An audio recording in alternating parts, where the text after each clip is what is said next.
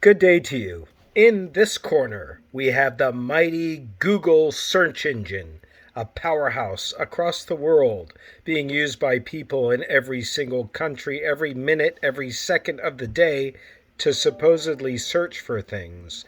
In this corner, we have Christian Fuchs, author of the book for the course and critical thinker when it comes to analyzing social media, pitted against the mighty Google. Who's going to win this battle? My money is on Christian Fuchs. What a takedown! What a takedown of a major corporation he provides in this chapter on Google, which is asking whether it is a good force or a bad force on the web, and a force that is related to our social media use. Now, you don't have to agree with Fuchs in this chapter. You don't have to feel comfortable with the way that he talks about Google in this chapter. After all, he gets into the weeds with how employees are, how good they feel about their jobs when they're working for Google. But his takedown is quite remarkable, and it shows that when you are analyzing social media from a critical standpoint, everything is game. It's not just about the rah-rahs, so to speak, and the good things that are happening. It's also about how people's lives are affected, including the people who are employed by a company. So that's what we're getting into in this chapter, chapter 5 on Google. And we know that Google is a company that has ascended to its place in the search engine world because there used to be so many search engines that are not around anymore. I remember all of them looking at the ESU Computer Labs, Alta Vista, for example, or Yahoo, for example, or Worm, for example. These sound like relics of the past. These were search engines that are no longer around anymore because Google ascended into the dominant search engine force. You'll find out later that the upwards of, I don't want to misspeak, it's around 90% of all searches are Google searches on the web. I'll come back and correct that later. It is absolutely the most accessed search engine across the world. It has such prominence in our daily lexicon that we even have it as a verb in our dictionary. The Oxford English Dictionary lists Google as a verb. I'm going to go Google it to go search for something. So we're taking a look at Google, but we're not just going to look at whether it's a moral company or not, as I've already hinted about. We're also going to look about the conditions and contradictions that shape Google. That word contradictions is another word that is a word of Marxist critique of capitalism. We're going to be using that word later on in the class. I just want to highlight it here. It points out the contradictions in capital accumulation models. We're going to point out a couple of those today. So let's start to talk about Google's political economy, if you will. Google's political economy. Remember, it's an ideology, it's a way of thinking. It's how people react and interact with each other in addition to just services that are being sold. And Google, by the way, is not really Google. The company is Alphabet, right? Alphabet is the parent company, and Google is like the face of that parent company, which also owns lots of other properties like anti-aging properties. Did you know about that? And self-piloting cars. Did you know Google owns that kind of business? Google has so many different businesses that it's into, and it's really Alphabet that owns these businesses, and Google is one small company component that's dealing in this class with what we are considering now to be search engines. But the company was founded in 1998. It's not that old. And it uses the capital accumulation model. Remember, there are many models for capital accumulation. It uses the capital accumulation model of targeted advertising. That's the model that it uses, targeted advertising, finding people based on the terms that they use to search with and the IP addresses that they supply every time they go on the internet. Google did not suffer in the recession, Christian Fuchs points out. Now, you may be a little bit young to remember that recession, but 2007, 2009, bad years. Your parents, if they had a house, it probably fell in value very, very far and took years to recover. Yeah, there's a lot of people out of work. There was a recession in 2007, 2009. A housing crisis caused that crash. but Google didn't suffer. Google's profits increased to the point of where I'm even surprised that Fuchs didn't have this information in his book, but I do for my chapter, which we're going to read later on in the class. Google's revenue in 2021 was $160 billion. $160 billion is just climbing and climbing and climbing and climbing. It's like this if you look at the graph of how much it's increasing. And as I said earlier, it actually has 81.66% of searches. Not quite 90%, which is what I said earlier, 81.66. There is a model that's used, it's called the HH model, after the person who invented it. He had H's in his last names. He has a model that shows how concentrated an industry is.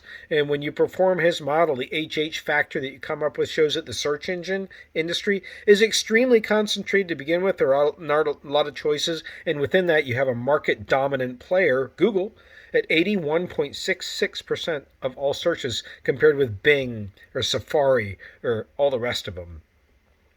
Separately, aside from Google, you have other divisions of Alphabet that are venture capital firms. These are firms that are investing in high-risk adventures. That's what venture capitalists do. They invest in rocket launches that can carry passengers, for example, or they invest in cures for cancer. They invest in high-risk adventures. They're not totally risky, right? It's a lot of controlled investments. You can look at Shark Tank as an example of that, but Fuchs' point is that Google separates out the really, really stable profit-making parts, which is that the Google searches. You can rely on 81.66% of people across the world using Google.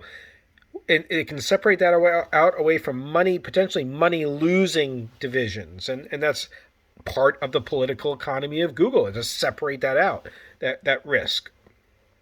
Basically, the way that Google works is Google sells ads that match keyword searches.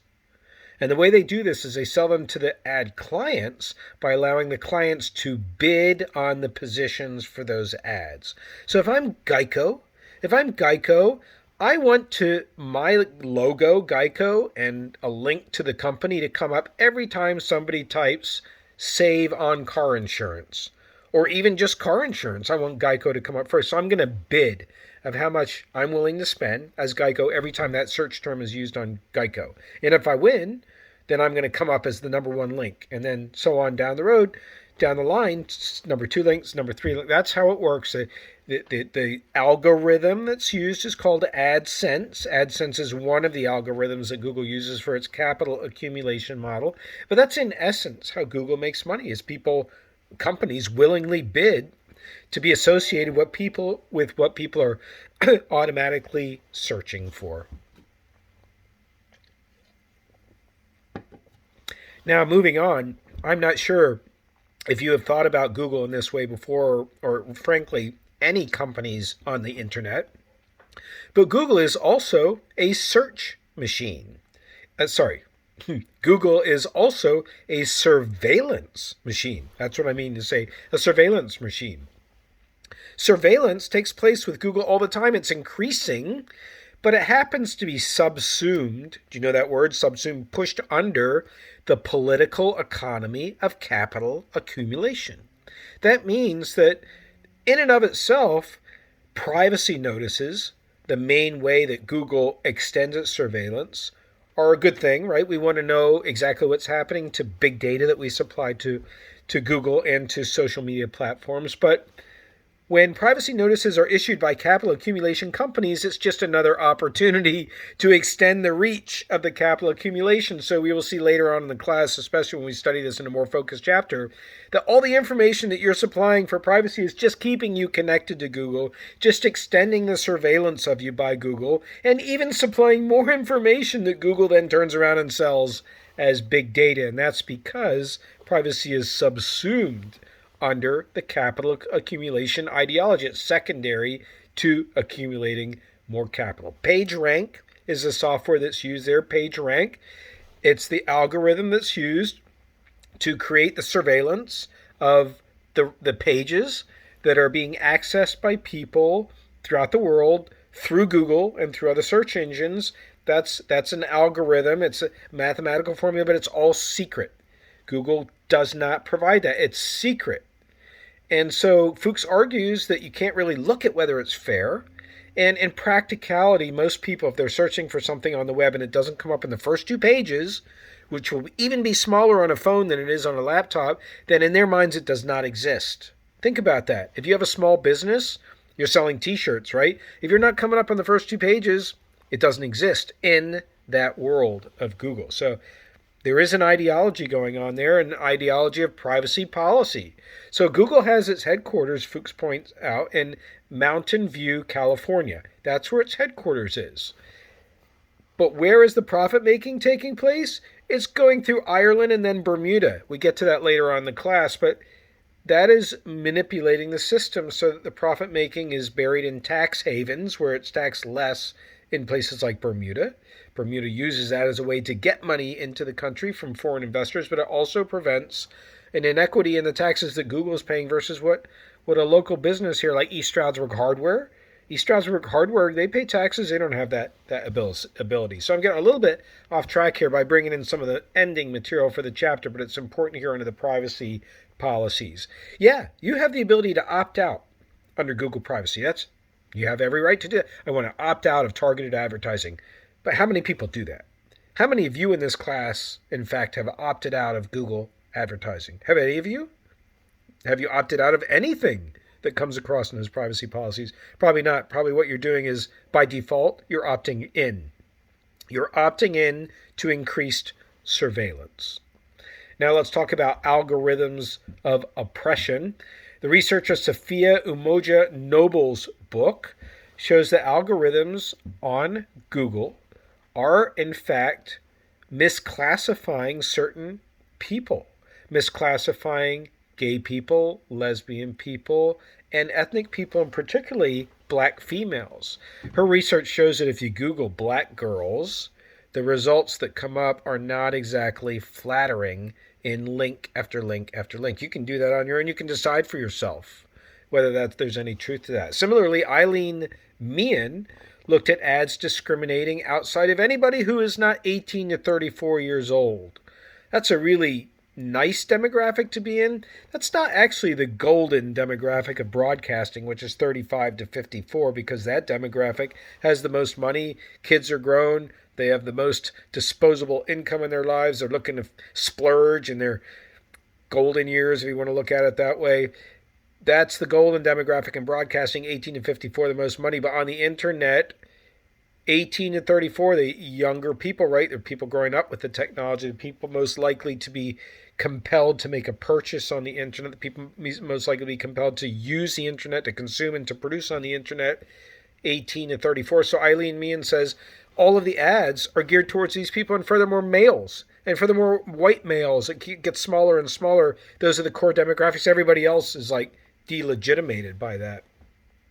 Also, you can look at the spread of Google use and how it advertises the suggested cost for what you should bid on an ad to users in different countries. And if you happen to be living in Congo, for example, you can look at Rich Fuchs' data. It's amazing the data he produces. If you happen to live in Congo, Google itself recommends that you bid a lot less on a link, an advertising link in Congo, than you do in, say, Norway, which is one of the richest countries in the world. So it discriminates against poorer countries by showing them as not being consumer friendly or a place where your dollars are well spent. So the algorithm is, Fuchs argues, it's oppressive.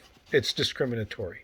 Now, what about people who work at Google? Let's take a look at that. So if you look at the average of salaries, Google actually pays more than average software engineering salaries. And engineering salaries in general, Google does better. But if you look at the data that Rich Fuchs looked at, which was on Reddit, and which was also on Glassdoor, which provides anonymous company employee reviews of their companies, out of the 80-something posts that he looked at, 57 of them were negative, and the negativity was dealing with the work/life balance. Basically saying that people who work at Google, they're not happy with how much free time they have versus how much work they have. And they even have this silly quote that Fuchs includes. I'm not sure if he's really just trying to be dramatic and whether the context of this was a joke, although a poorly tasted constructed joke. I'm still not saying it right. But basically one of the leading executives said that Google employees, if they manage their time right, including sleeping under their desk, can get all of their responsibilities in. All right, so all of this is talked about very theoretically and quite mathematically by Marx. Remember, we're always springing off of Marx. Marx talked about absolute surplus value production.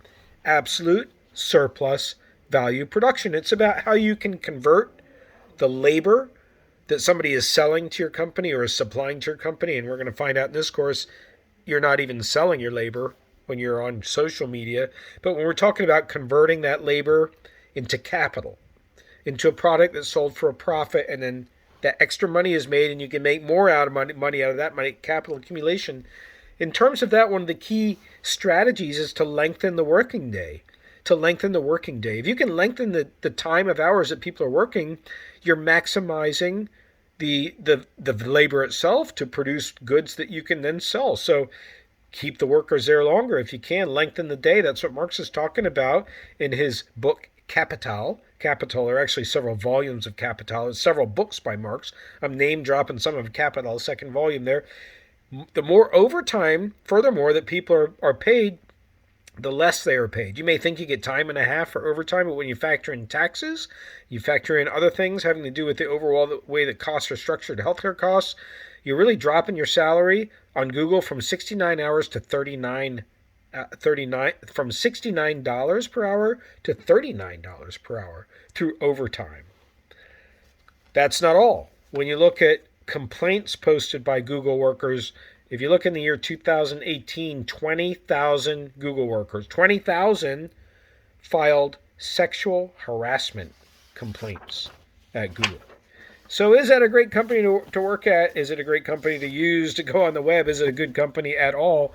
That's what Fuchs is posing. He uses the metaphor of God versus Satan. I don't personally care for it. I'm not a religious person, but he's trying to show that it's extreme, right? It's one company that has both. It's both God and Satan. He says that, yeah, you can look at the popular science version of Google, or you can look at the popular media version, television, entertainment TV, and how good Google is, what it provides for us. And it does. It does.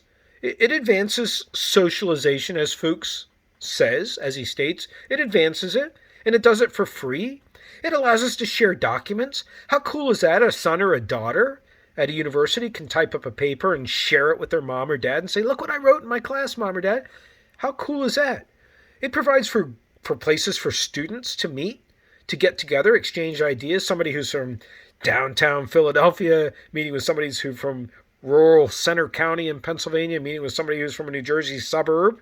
That's great, right? We really like that. Google allows you to do those things.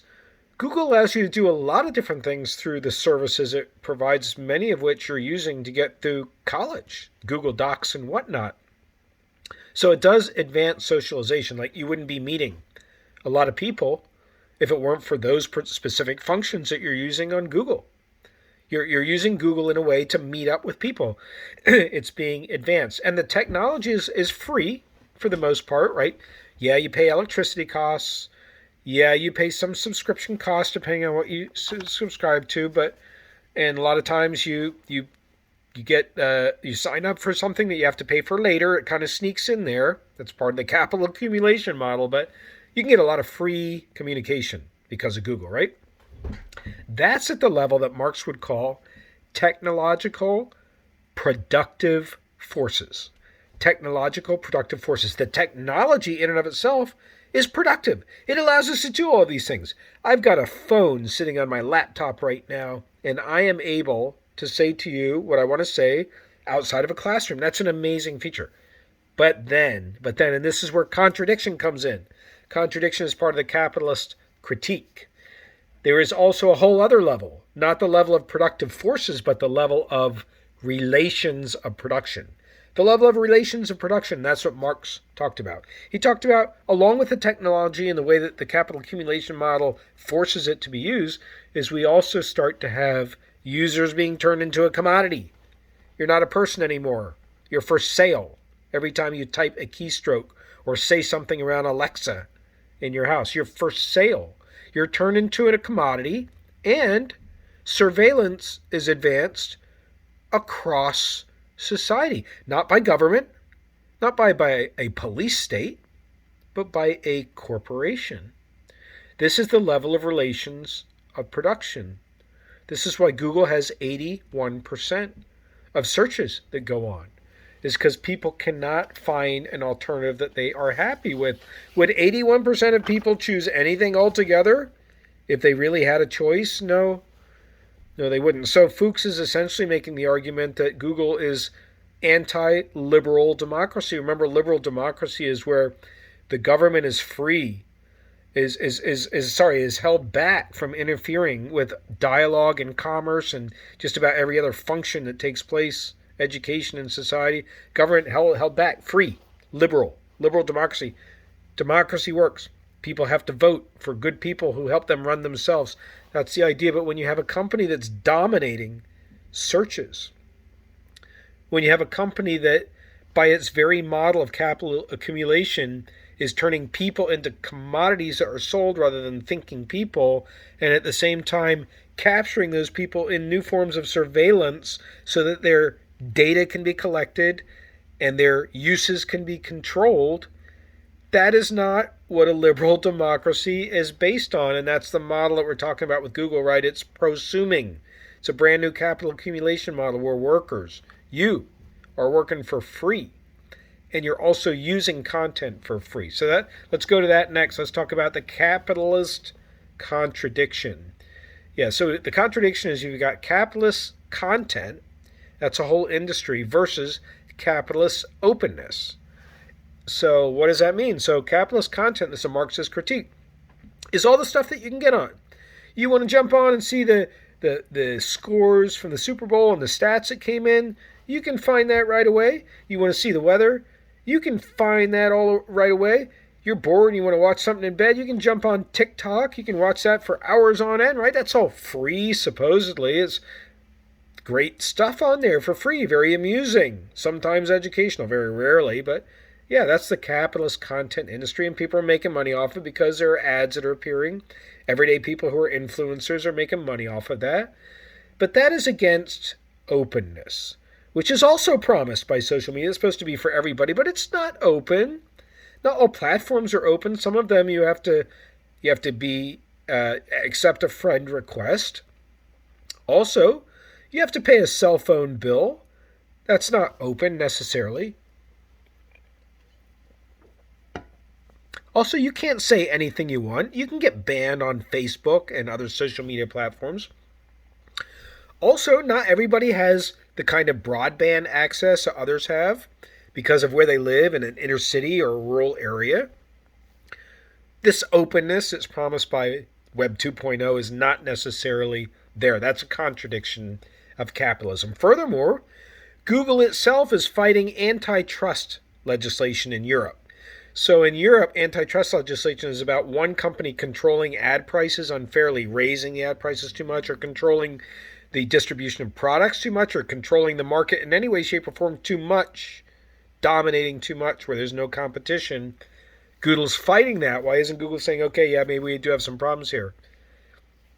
Even the News Corporation, a conservative company by any stretch of the imagination, they own Fox here in the United States. The Murdoch family owns it. It has a conservative ideology to it in the media world.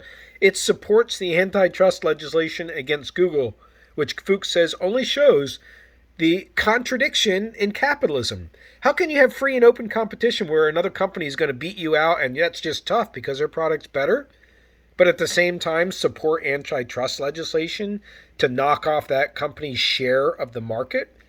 I mean, the News Corporation is in delivering media content too. That's what it's all about, right? They don't like Google cornering the market so much. So that takes us all now to our final topic, which is tax avoidance. It's another area that Fuchs critiques. He's performing a critical cultural, a critical critique, a critical ideological critique, a critical social media critique. That's what we're doing through the whole book, keyword critical, right?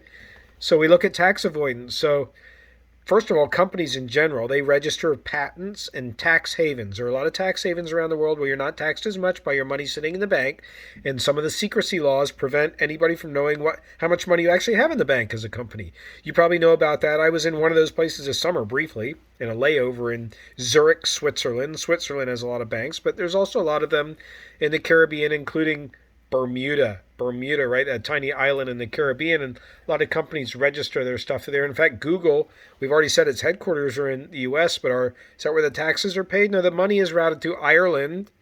That's its tax center, and then to Bermuda, so it gets out of taxes, and that's why the UK, the United Kingdom, actually slapped a tax on Google that's called the Google tax. Google has to pay X amount of taxes, you can read about it in the book, by virtue of conducting business, which is to say supplying Google as a service in Britain at all. And this leads folks to talk about the idea of a digital services tax that should be applied to all social media platforms out there, a digital services tax, which will define who creates the content, where they create the content, when the content is created, and how much value that content has. None of which is taking place right now for you, even though you've just helped Google make $160 billion last year, right? I look at my own searches. My own searches this morning on Google, just up until today. Now, let's see, we got ESU Outlook. Every time I went out Outlook, Google knows about it. Vital Source, where I have this book that I work from. That's a money-making company. I got more Outlook. I probably got like 15 Outlook accesses there. More Vital Source, more Outlook. D2L all over the place with that. Probably got like 30 accesses to that. I'm looking at my Google history right now. Here's one, a men's heated vest. I was trying to figure out how a Christmas present I got works. Here's Amazon. I went to figure that out. I got that on here. Battery heated clothing. I was trying to figure out how that works. Dell laptop. I'm looking at a laptop maybe to get in my retirement. I mean, all of this. Capture. All of this and more. And you've done the same thing today. So money's being made every time you click a keystroke because it raises the value of that advertising link that people are bidding on. And the more the internet grows, the more websites there are, the more Google makes, and the more Amazon and all the rest of them. We just happen to be critiquing Google today. So why isn't there a tax? Because countries have a very difficult time tracking tax. Like, how can the U.S. extend its reach for tax collection to Ireland and to Bermuda to get after Google? It can't. So these big multi-million, billion-dollar companies that are in the social media realm, this is one way to try and get more equity. You have a digital services tax. You can calculate it either by where people consume the information or by where the information is produced, where that content is produced. And so what we have here, to wrap things up in a thought that might bring it all to a circle, is users of Google and Facebook. That's the second biggest. It's not really a search engine, but it's the second biggest internet used service product. Users of Google, which we've been talking about today, and Facebook are really digital workers creating content and social relations. That's what we've been talking about all class today. How our social relations are affected by our use of Google. We're going to continue on with that throughout the book. We must, because that's part of a critique that's offered by Political Economy. Have a great day.